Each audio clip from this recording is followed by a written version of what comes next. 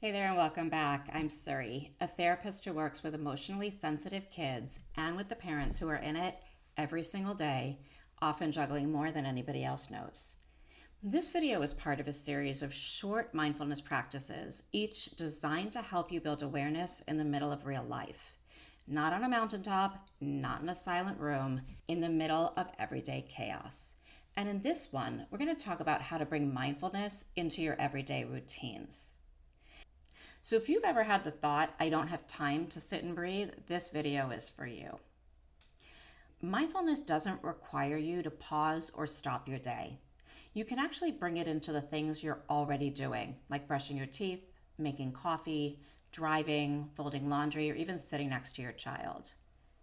And in DBT, the goal isn't to clear your mind. It's not to be zen. It's to notice what's happening without judgment.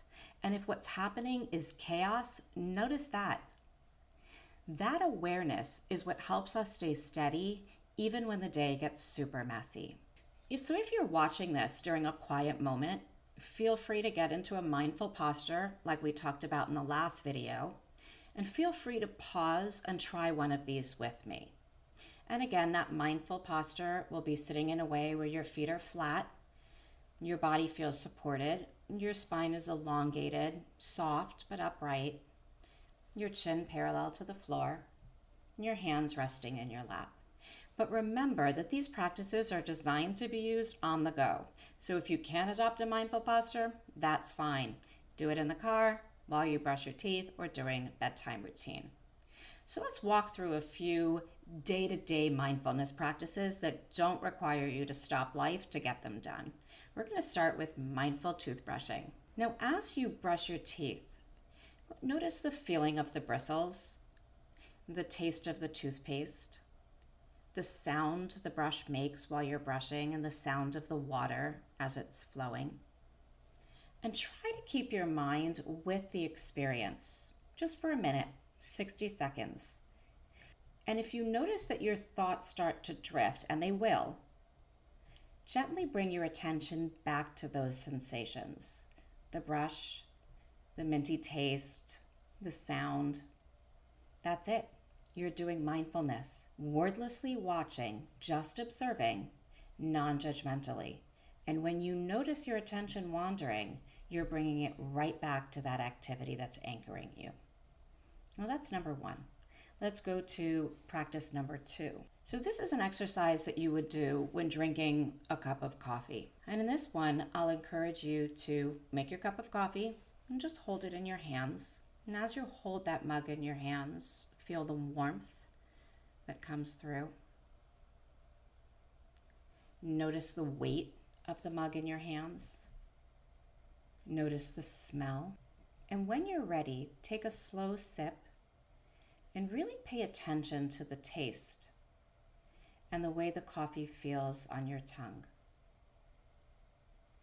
Even just one mindful sip counts. And if you notice your attention starting to wander to what you need to do next or what happened yesterday, just gently bring your attention back to those sensations of the warmth in your hands and the smell and the taste.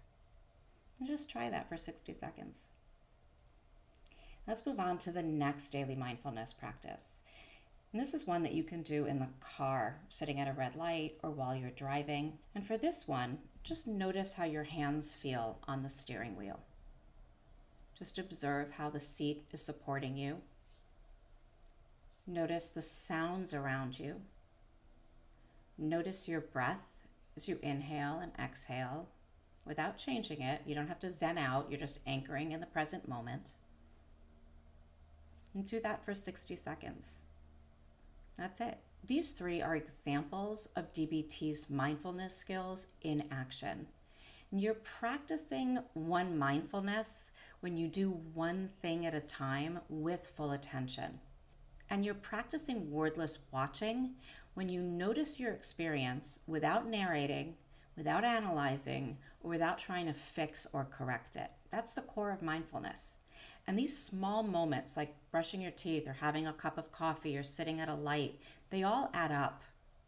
So just keep in mind that you don't have to carve out time for mindfulness. You just need to bring it into the time you're already spending.